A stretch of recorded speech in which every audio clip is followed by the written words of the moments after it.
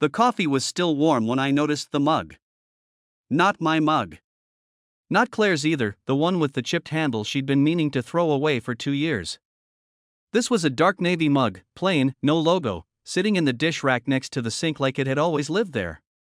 I stood in the kitchen doorway still wearing my jacket, keys in hand, briefcase dropping slowly to the floor without me deciding to let it go.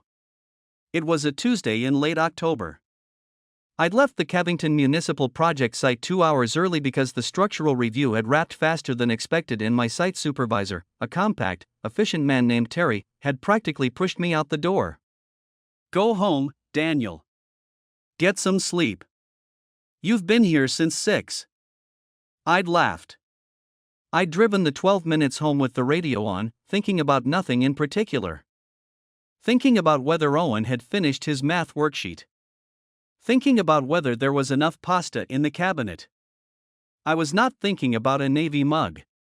Claire was at the kitchen table when I walked in fully, her laptop open, a glass of white wine half finished at her elbow. She looked up and something moved across her face, fast, controlled, gone before I could name it. Then the smile. Warm, familiar, the one that still reached her eyes even after 9 years. "You're early," she said. Terry called it. I set my briefcase on the counter. "Good day on your end?" "Quiet. Just catching up on patient notes." She tilted the screen slightly toward me, the way people do when they want you to see they have nothing to hide. I nodded. I picked up the navy mug without fully deciding to, turned it over. No brand. No residue. Freshly washed. "Whose is this?" She didn't miss a beat. "Jenna's." She stopped by after her shift. You know how she forgets things everywhere. Jenna was Claire's colleague at the physical therapy clinic, a perpetually scattered woman in her late 20s who had, over the years, left behind a cardigan, an umbrella, and once memorably a half-eaten bag of pretzels. The mug explanation was entirely plausible. I put it back in the rack. "Owen asleep?" 20 minutes ago. Claire closed the laptop. "There's leftover chicken in the fridge." I wasn't hungry. I went upstairs, showered, stood under the water longer than necessary, and told myself I was tired. The mug meant nothing. Jenna forgot things constantly. Claire had smiled the right way. Everything was exactly where it was supposed to be. I should have paid more attention to the parking space. Our driveway fits 2 cars. Mine and Claire's. When I'd pulled in, her car was there, but it was parked closer to the left edge than usual, leaving a wider gap on the right. Almost like she'd moved it over. Almost like there had been a third vehicle recently, and she'd shifted hers before I arrived to erase the geometry of it. I didn't think about that until later. Much later. The firm where I worked, Reston and Callaway Structural Engineering, occupied the 4th floor of a glass and brick building 3 blocks from the Ohio River.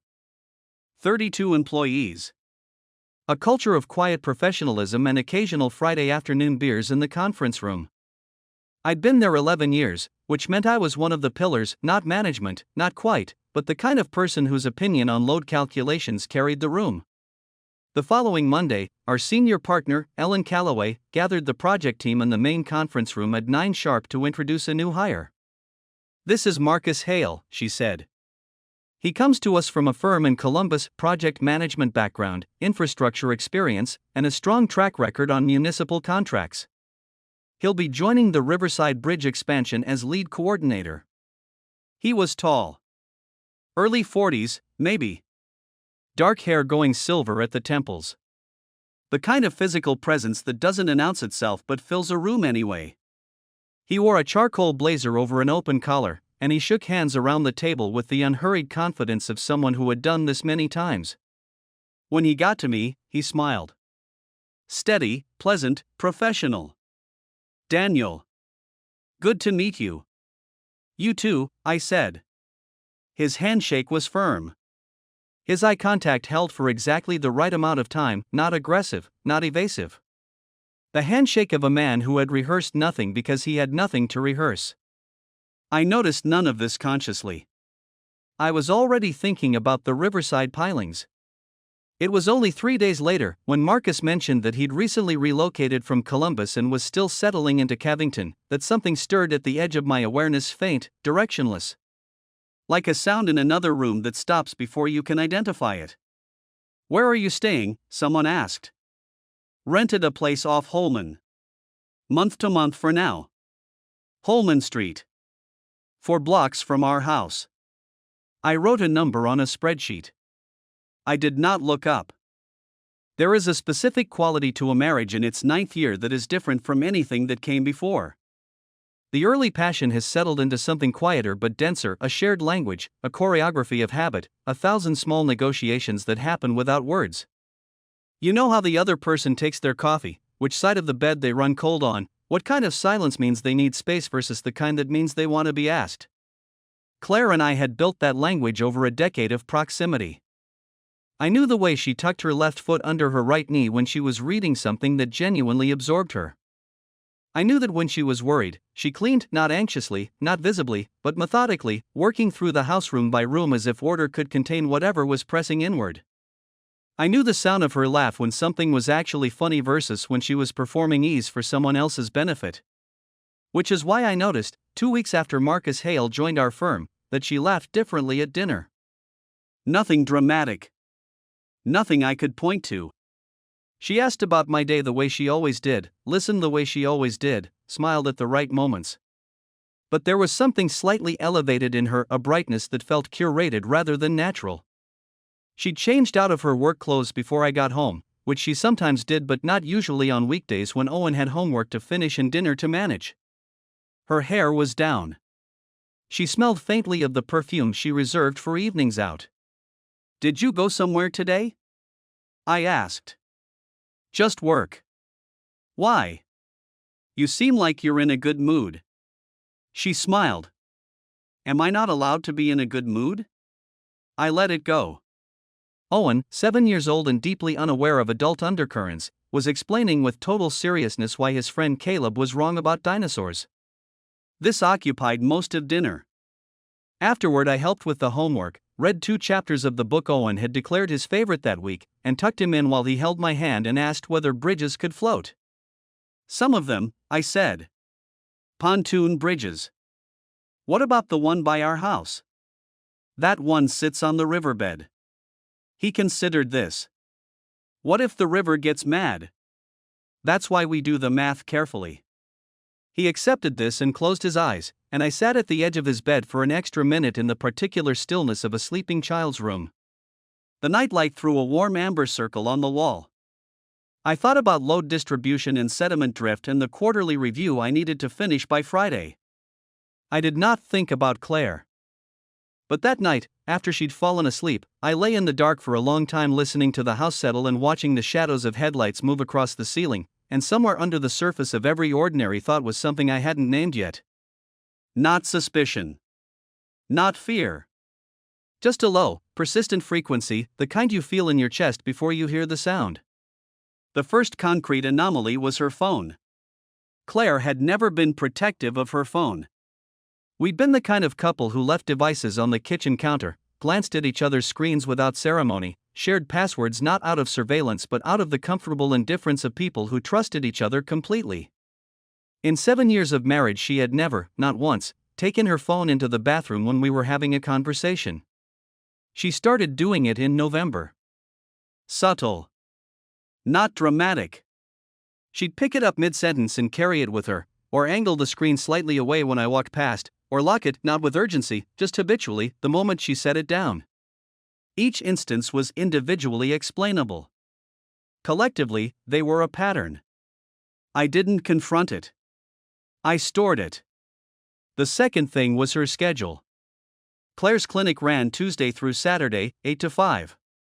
She occasionally stayed late for documentation or covered a colleague's intake session, which meant some evenings ran to 6:30 or 7. But in the span of 3 weeks she stayed late 4 times, came home distracted twice, and once a Wednesday evening didn't answer her phone for 40 minutes while Owen and I ate dinner alone. When she arrived, she said a patient had needed extra time and her phone had been in her locker. I smiled. I said it was fine. I watched her move through the kitchen. Her shoes were different from the ones she'd worn to work. I noticed because she took them off at the door, which she always did, and I saw them low-heeled, cream-colored, not the sensible athletic flats she wore at the clinic. She'd changed footwear at some point in the afternoon.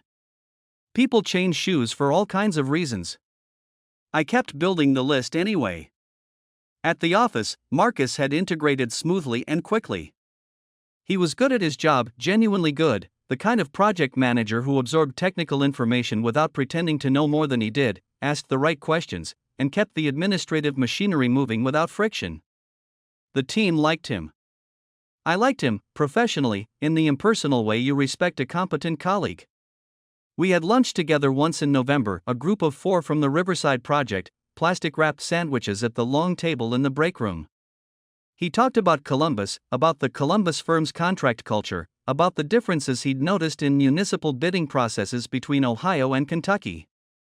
He was self-deprecating and precise. He asked me about the Cavington geology and listened to my answer with real attention. At no point did anything register. At no point did I connect this man, this pleasant, competent, silver-templed man eating a turkey sandwich across a break room table, to the navy mug in my dish rack, or the perfume on a weeknight, or the shoes that didn't match. The part of the brain that performs those connections requires a certain threshold of information.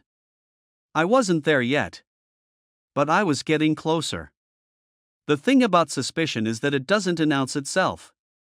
It accumulates the way sediment does, imperceptibly, 1 grain at a time, until one day you look down and the riverbed has shifted and nothing is where the chart said it would be. I ran calculations. That was my job, and also, I had come to understand, my primary coping mechanism. When a problem became unbearable, I converted it into data, I enumerated variables, identified dependencies, looked for the load paths.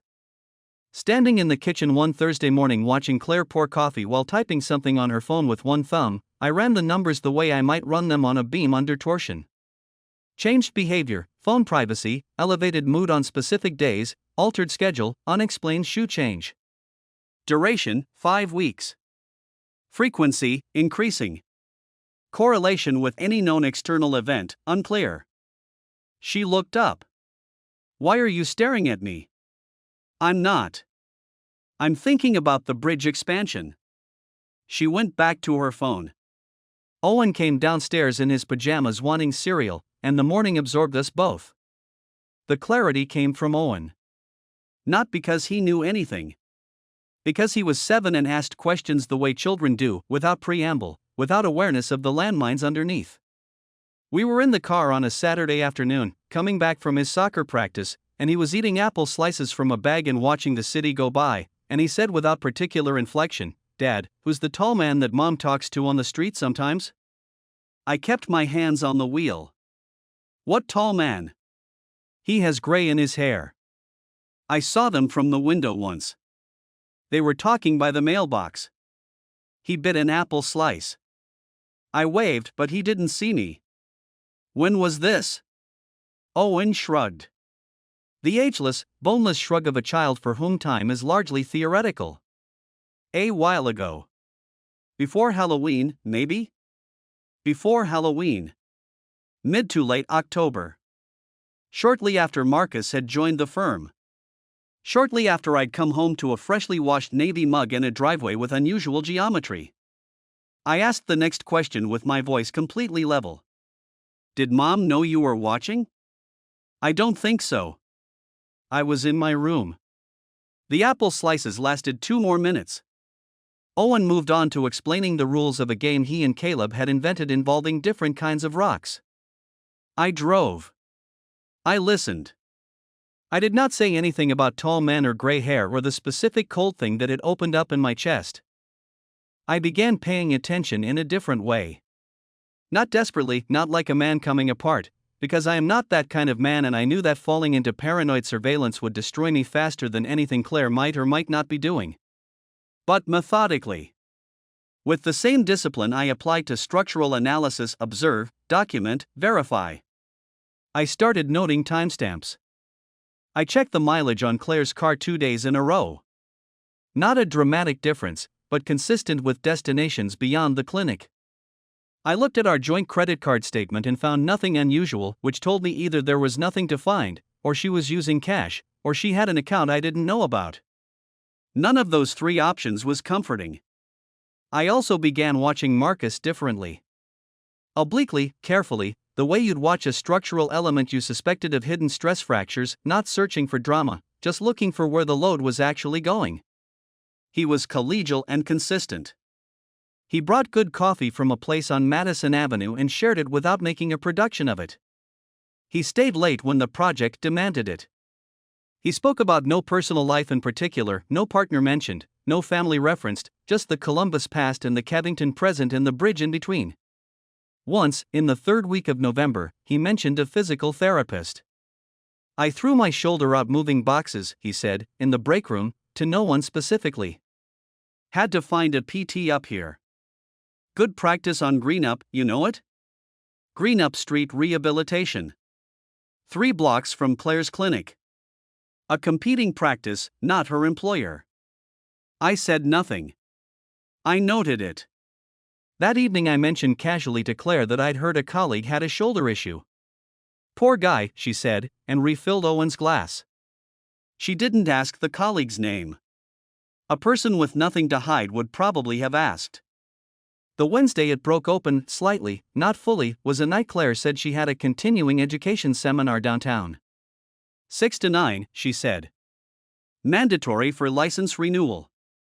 She'd mentioned it 2 weeks prior, which gave it the solid, pre-established credibility of a real obligation. I got home at 5:30.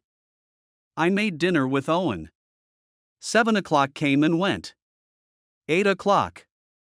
Owen fell asleep on the couch watching his show, and I carried him to bed and sat in the living room in the dark. At 8:47 I opened Google Maps and searched for continuing education events in Cavington and Cincinnati for physical therapy licensure. 3 results. None of them tonight. The Kentucky Physical Therapy Association seminar calendar showed the next mandatory CE event as December 9th. That was still 2.5 weeks away. I sat with that for a long time. When Claire came home at 9:15 she smelled of restaurant food and something else I couldn't isolate, something warmer, closer, like another room. She kissed my cheek and asked if Owen had eaten well and went upstairs to shower. I listened to the water run and did not move. I want to be precise about what I was at this point. I was a man who had enough to suspect but not enough to act, and that position, that suspension between knowing and not knowing, is its own particular form of suffering. I had no definitive proof. I had a mosaic of fragments that pointed in one direction when you stepped back far enough to see the shape, but each individual piece could be explained away. The mug, Jenna's. The shoes, she'd changed at the gym, which I hadn't known about, as she later mentioned in passing. The fake seminar, I hadn't asked her directly. Owen's sighting, a neighbor? A stranger? The only thing that couldn't be explained was my instinct, and instinct isn't admissible. So, I worked. I want to be clear that I am not a surveilling man by nature. I had never once in 9 years of marriage looked through Claire's things. I had never tracked her location, never installed software, never interrogated her phone. The person who began doing those things in December felt like a stranger who had moved into my body, methodical, cold, utterly necessary. I added her as a shared location contact on our family account, which we had set up 2 years ago for Owen's safety and had never since thought about. She had the same access to my location. There was nothing covert about enabling it, it was already enabled. I simply began checking it. For 5 days, clinic to home to grocery store, home. Nothing. I started to feel the particular nausea of a man who has built a case and watched it dissolve, not relief, not vindication, just a horrible flatness. Then on a Thursday afternoon her location pinned to a coffee shop on Greenup Street from 4 to 5:15. A coffee shop 1 block from the physical therapy practice Marcus had mentioned. She arrived home at 5:50, citing a traffic backup on Madison. At the office I continued functioning normally. This was not performance. This was necessity. The Riverside Bridge project was in its most demanding phase, the eastern piling calculations were behind schedule due to a soil survey anomaly, and the pressure from the municipal client was consistent and humorless. Marcus and I were the two people most responsible for bringing it back on track, which meant we spent 3 to 4 hours a day in close collaboration. He was, without qualification, excellent at his job. That made it harder. A lesser man would have been easier to hate. But Marcus was sharp, thorough, and genuinely decent in his professional conduct, the kind of person who gave credit accurately, didn't grandstand, and stayed late because the work needed it, not because he wanted to be seen staying late. The engineering part of my brain processed him as a strong colleague. The other part, the part running parallel calculations, processed him differently. I watched for tells. There were almost none. He didn't look away from me at unusual moments. He didn't avoid proximity or manufacture it. He did not treat me with the exaggerated friendliness of someone carrying guilt, nor the exaggerated indifference of someone performing normalcy. He was simply Marcus. Professional. Composed. Occupying the ordinary width of a Wednesday afternoon. One afternoon in mid-December I came back from a site visit to find him standing at the window of the break room with a cup of coffee, looking at the river. He didn't hear me come in. His face in that unguarded moment was not the face of a man at ease. There was something around the eyes, a compression, a distance. A private weather. He heard me then and it was gone. The professional warmth reassembled in a fraction of a second. "Good visit?" he asked. "Productive." I poured coffee. "You, okay?" "Long day," he said. "Just long."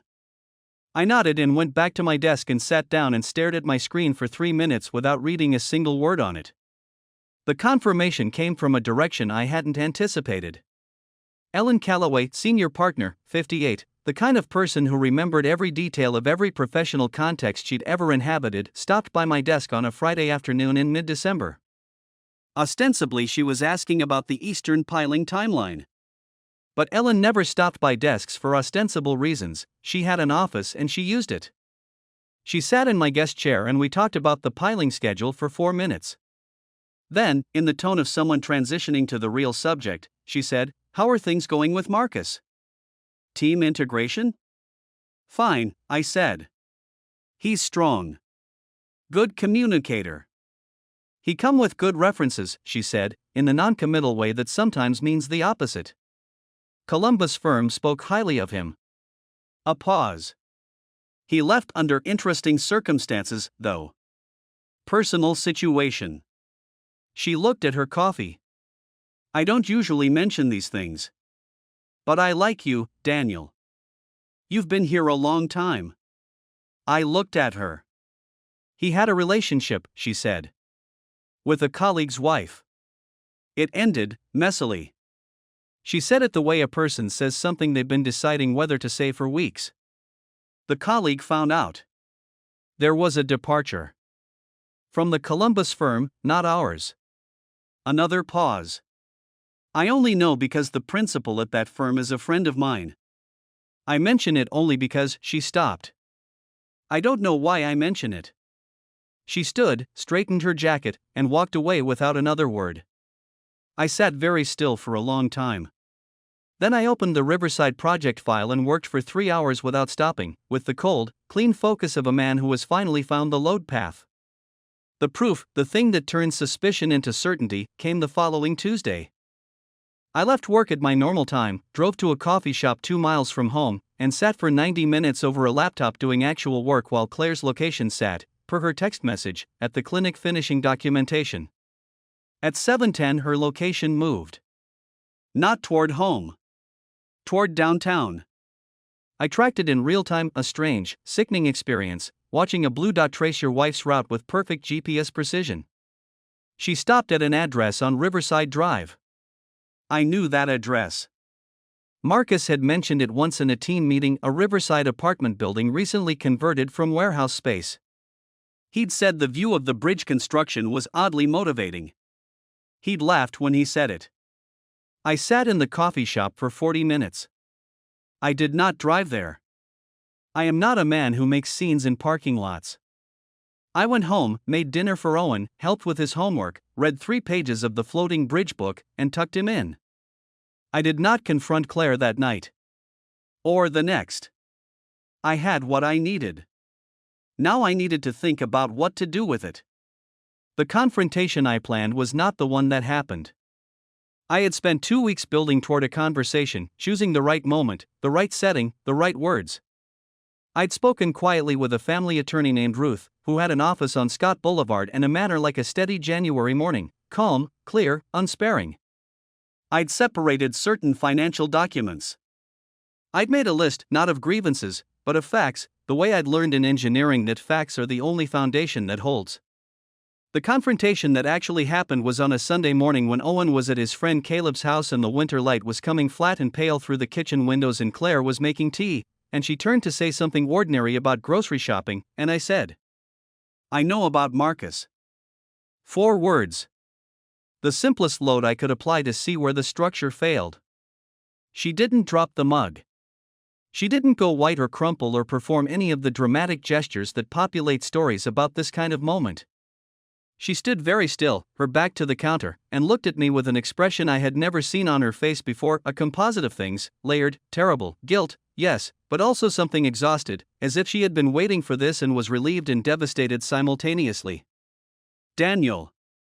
Don't tell me it wasn't what I think," I said. "I'm not asking for a defense. I'm telling you I know." She set the mug down. The silence between us was not the comfortable silence of 9 years of marriage. It was a different kind entirely. "How long?" I asked. She pressed her lips together. Looked at the counter. 4 months.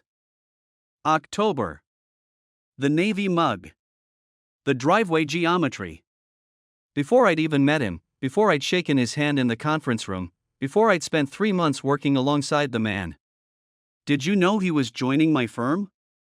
Something moved across her face. "Complicated, private." "Not when it started." "But you knew before Ellen introduced him." She nodded once. "Barely." "And you said nothing." "I didn't know how." "Stop." I held up one hand. Not angry, or rather, not performing anger. Anger was somewhere under the floor, structural, supporting weight. What was in my voice was something quieter and far more final. "I don't want the explanation right now. I want you to understand what this is." She looked at me. "This isn't an argument," I said. "This is the conversation where I tell you I've already spoken to an attorney, I've already arranged what needs to be arranged, and Owen is going to be taken care of fully and completely. Everything else between us," I stopped, recalibrated. "Everything else is over." The word over landed in the kitchen like a stone into standing water. "Daniel." Her voice broke on the second syllable. "Please. Did you love him?" A long pause. "I don't know," she said. Which was the most honest thing she could have said, and somehow the worst. "That's a useful answer," I said. She started crying then, not dramatically, just quietly, standing at the counter with her hands folded around the mug. I watched her the way you watch something you have already accounted for in the calculations. "I need you to understand," she said, "that I didn't plan this. It wasn't I didn't set out to." "No one ever sets out to," I said. "They just make the choices until it becomes the thing they didn't set out to do." I picked up my jacket from the chair. "I'm going to get Owen. When I come back I need you to have called Jenna, or your sister, or whoever you need to call. Because tonight I need the house to be the house Owen comes home to, and I need it to be calm." She wiped her face. Nodded. "And Claire." I stopped at the door. "Tell Marcus he should transfer off the Riverside project. Tell him whatever you need to tell him. But he can't stay on my project." I walked out into the flat December light.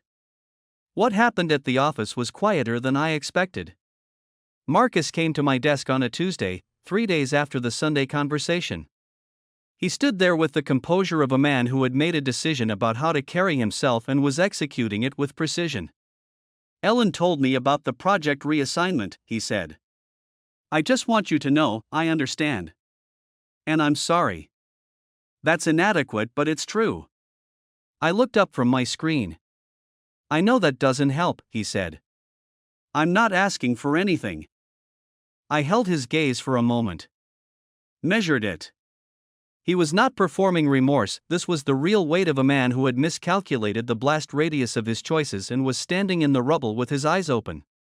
It doesn't help, I confirmed. But I appreciate the honesty. He nodded. He walked back to his desk. We didn't speak personally again. We communicated through the professional structure of the project reassignment process: emails, brief exchanges in group settings, nothing extraneous. He was transferred to a commercial development project on the other side of the building by the end of January. I never again had cause to be in the same room with him alone. I am not going to say I forgave him. I am going to say I stopped spending energy on him. There is a difference. The divorce was finalized in March. Not because we hadn't tried. Ruth had recommended we consider mediation before finalizing, and we'd done 2 sessions. They were civil, controlled, profoundly sad in the specific way of watching something you once built together being carefully disassembled. Claire was honest during those sessions in a way that surprised me. She did not minimize or deflect. She said she had felt invisible, had felt the 9 years of shared routine calcifying around something that had quietly gone hollow, and had made the worst possible choice in response. I believed her. I also knew that belief didn't change the architecture of what had happened. Owen adapted with the resilience and confusion of children who don't yet have words for what they're absorbing. He cried once, specifically and briefly, when we explained the 2-house arrangement, and then asked whether he could bring his rock collection to both places. He could. He did. He also, with the lateral logic of a 7-year-old, told me one evening when I was tucking him in that the tall man he'd seen from the window had never come back. I know, I said. Is that okay? Yes, I said. That's exactly right. He held my hand for a minute in the amber light and then closed his eyes, and I sat there in the familiar quiet of his room thinking about tidal shifts and sediment and the long, slow work of settling. Spring came to Cavington with the particular generosity of river cities, the Ohio high and silver green in the thaw light, the Kentucky hills rolling yellow-green on the far bank, the bridge construction visible from the firm's 4th-floor windows as a network of steel emerging against the sky. I watched it take shape with the particular satisfaction of a man who has spent himself on a thing that is becoming real. There is a specific professional pleasure in structural work that I had been unable to access for months. It came back incrementally, like sensation returning to a numbed limb, first distant, then closer, then mine again. The eastern pilings were resolved. The eastern span was ahead of schedule for the first time since October. Ellen put a note in my personnel file, which I read once and filed. 6 months after the divorce was finalized, Claire called. She didn't call often. We communicated through the parenting app we'd set up, which was efficient and emotionally neutral by design. But she called one evening in September, Owen already in bed, the apartment I'd rented in a converted brick building on the edge of the main stress district, full of the particular quiet that single occupancy has. I wanted to say I was sorry, she said. Not for legal reasons. Just because I am. I know, I said. A pause. Are you doing okay? Yes. It was true. Are you? Another pause.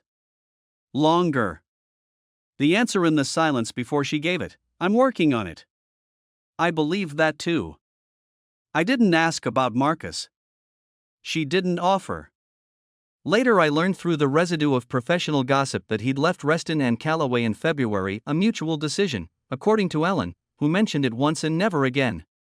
He moved back to Columbus, I was told by someone who had no reason to think I was listening particularly. I was not tracking him. I simply noted it and moved on. Owen's birthday in July was a small party at the new apartment, 6 kids, a store-bought cake, a borrowed folding table on the balcony that looked out over the rooftops toward the river. He turned 8 with a piece of chocolate cake in both hands and frosting on his chin, explaining to Caleb and 2 other boys the precise geological composition of his rock collection with the total authority of someone who has studied the subject comprehensively. I watched him and thought, this is what survives. Not the marriage. Not the shape of the life I had organized and optimized and thought I understood. What survives is this: the specific gravity of a child mid-explanation, the way the July light fell across the folding table, the particular sound of 8-year-old voices that have not yet learned to moderate their certainty. I had rebuilt around this. I would continue to.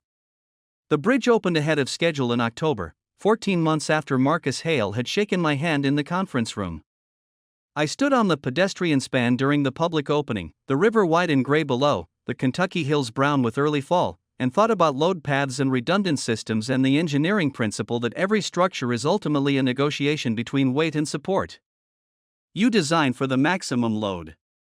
You calculate the tolerances. You account for the variables you can see and you build in margin for the ones you can't. You check your math. You trust your work. You open the bridge. That is all you can do. What makes Daniel's story so quietly devastating is not the betrayal itself but the speed at which normalcy continued to function as camouflage. Every red flag in the early weeks, the navy mug, the repositioned car, the perfume on a Tuesday evening, was individually dismissible, and Claire understood this. She had constructed a life of sufficient regularity that each anomaly could shelter inside the larger pattern of plausibility. The mug had an owner. The shoes had an explanation. The fake seminar was absorbed by a man who, at that point, hadn't yet decided to look carefully. The first and most significant red flag Daniel ignored was not any single object or event but the cumulative geometry of small changes, the way certain behaviors clustered on specific days, the way her emotional register elevated and then normalized on a rhythm that didn't match her stated schedule. He was an engineer, he understood load patterns. But love, or the habit of love, applied its own kind of confirmation bias, smoothing those patterns into noise. The first true turning point arrived not through investigation but through Owen's offhand observation about the tall man by the mailbox. A child asking an innocent question cracked the frame that rational explanation had held in place. What Owen described pre-Halloween, before Daniel had even met Marcus professionally, retroactively resequenced everything Daniel thought he knew about the timeline. Claire had known Marcus before he joined the firm. She had said nothing. That silence was not a lapse, it was a choice. And it was the first moment the story became something Daniel couldn't architecture his way out of.